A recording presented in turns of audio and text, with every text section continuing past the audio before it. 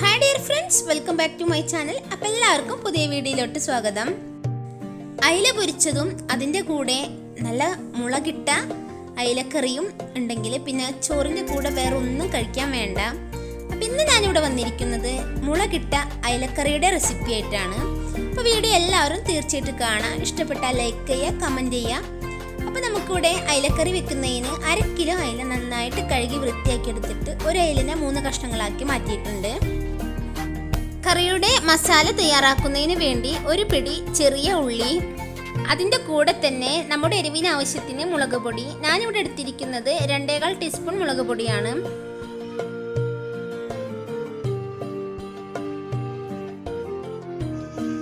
ഒരു ചെറിയ കഷ്ണം ഇഞ്ചി, 2-3 അല്ലി വെളുത്തുള്ളി, പിന്നെ വേണ്ടത് നല്ല പഴുത്ത ഒരു വലിയ തക്കാളി ചെറുതായി അരിഞ്ഞത്.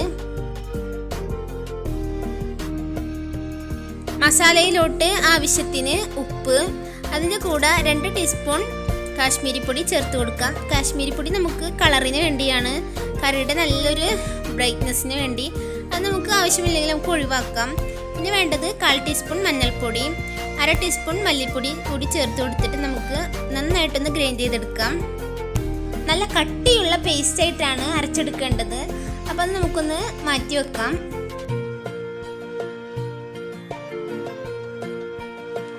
അങ്ങനെ നമുക്ക് ചൂടായ ചട്ടിയിലോട്ട് നമുക്ക് പാകത്തിന് വെളിച്ചെണ്ണ കൂടി ചേർത്ത് കൊടുത്ത് അതൊന്ന് നന്നായിട്ട് ചൂടായി വരുമ്പോൾ അതിലോട്ട് ചെറിയ ഉള്ളി ചെറുതായി അരിഞ്ഞത് ചേർത്ത് കൊടുക്കാം.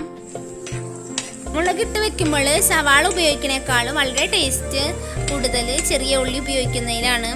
അപ്പോൾ നമുക്ക് ചെറിയ ഉള്ളി നന്നായിട്ടൊന്ന് വാടി വരുമ്പോൾ അതിലോട്ട് ഒരു 1/4 ടീസ്പൂൺ ഉലുവപ്പൊടി ചേർത്ത് കൊടുക്കാം. ചെറിയ ഉള്ളിയും ഉലുവയുടെ മിക്സൊക്കെ നന്നായിട്ടൊന്ന് മൂത്ത് വരുമ്പോൾ അതിലോട്ട് നമുക്ക് അരച്ച് വെച്ചിരിക്കുന്ന പേസ്റ്റ് കൂടി ചേർത്ത് കൊടുത്ത് നന്നായിട്ടൊന്ന് മിക്സ് ചെയ്തെടുക്കാം.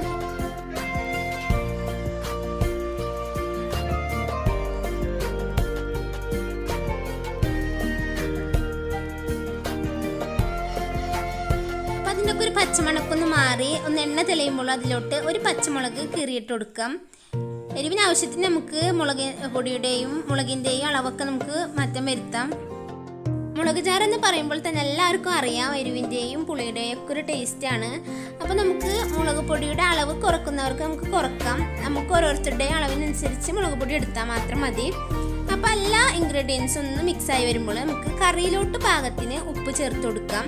മസാലയിൽ നമ്മൾ നേരത്തെ ഉപ്പ് ചേർത്ത് കൊടുത്തിട്ടുണ്ട്. അപ്പോൾ നമ്മുടെ കറിയുടെ പാകത്തിന് ആവശ്യമായ ഉപ്പ് കൂടി ചേർത്ത് നന്നായിട്ടൊന്ന് യോജിപ്പിച്ചെടുക്കാം. എല്ലാ മിക്സും നന്നായിട്ട് യോജിച്ച് വരുമ്പോൾ വാളംപുളി സോക്ക് ചെയ്ത് വെച്ചത് ചേർത്ത് കൊടുക്കാം.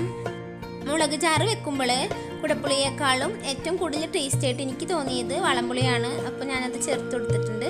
അപ്പോൾ നമുക്കത് നന്നായിട്ടൊന്ന് മിക്സ് ചെയ്ത് നന്നായിട്ടൊന്ന് തിളപ്പിച്ചെടുക്കണം. അപ്പോൾ കറിയിൽ നമ്മൾ വേറെ വെള്ളമൊന്നും ചേർത്തിട്ടില്ല. അതുകൊണ്ട് തന്നെ നമുക്ക് ആവശ്യത്തിന് ഒരു ഗ്ലാസ് വെള്ളം ഞാൻ ചേർത്ത് കൊടുക്കുന്നുണ്ട്. കട്ടി ആവശ്യമുള്ളവർക്ക് വെള്ളം ചേർത്ത് കൊടുക്കേണ്ട ആവശ്യമില്ല. ഞാനിവിടെ ഒരു ഗ്ലാസ് വെള്ളം ചേർത്ത് കൊടുത്ത് നന്നായിട്ടൊന്ന് തിളപ്പിച്ചെടുക്കുന്നുണ്ട്. ചെറു ചൂടുവെള്ളം ഒഴിക്കുന്നതാണ് ഏറ്റവും നല്ലത്. അങ്ങനെ നമ്മുടെ കറി നന്നായിട്ടൊന്ന് തിളച്ച് വരുമ്പോൾ നമുക്ക് അയില ചേർത്ത് കൊടുക്കാം. അങ്ങനെ അയില കഷ്ണങ്ങളൊക്കെ ചേർത്ത് കൊടുത്ത് കറി ഒന്ന് തിളക്കണ സമയത്ത് നമുക്ക് ഒരു പിടി കറിവേപ്പില കൂടി ചേർത്ത് കൊടുക്കാം. ഈ സമയത്ത് വേപ്പില ചേർത്ത് കൊടുക്കുമ്പോൾ ഒന്നുകൂടി കറിക്ക് ടേസ്റ്റ് കൂടുന്നതായിരിക്കും. വേപ്പിൻ്റെ ആ മണമൊക്കെ നല്ല പോലെ കറിയിൽ നിൽക്കും.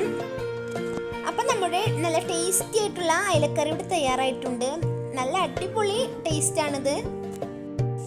കറി വാങ്ങി വെക്കുന്ന സമയത്ത് നമുക്ക് ഒരു തുള്ളി പച്ചവെളിച്ചെണ്ണ കൂടി ചേർത്ത് കൊടുക്കാം. അപ്പോൾ ഒന്നുകൂടി കറിക്ക് ടേസ്റ്റ് കൂടുന്നതായിരിക്കും. ആവശ്യമില്ലാത്തവർക്ക് അത് സ്കിപ്പ് ചെയ്യാം. ഒരു തണ്ട് കറിവേപ്പില കൂടി ചേർത്ത് കൊടുത്തിട്ട് നമുക്ക് കറി ഒന്ന് ചുറ്റിച്ച് കൊടുക്കാം. അങ്ങനെ നമ്മുടെ ടേസ്റ്റി ആയിട്ടുള്ള അയിലക്കറി ഇവിടെ തയ്യാറായിട്ടുണ്ട്. അപ്പോൾ ഇതുപോലൊന്ന് തീർച്ചയായിട്ടും നിങ്ങൾ ട്രൈ ചെയ്ത് നോക്കുക. അയിലക്കറി ഒരു ദിവസം കലത്തിൽ വെച്ചിട്ട് പിറ്റേ ദിവസം കഴിക്കുമ്പോൾ ടേസ്റ്റ് ഒന്നുകൂടി കൂടുതലായിരിക്കും. ഇതുപോലെ ഉണ്ടാക്കി നോക്കി നിങ്ങളുടെ വിലയേറിയ കമൻ്റൊക്കെ തരാം. അപ്പോൾ തൊട്ടടുത്ത റെസിപ്പി ആയിട്ട് വരുന്നത് വരേക്കും താങ്ക്സ് ഫോർ വാച്ചിങ്. ബൈ.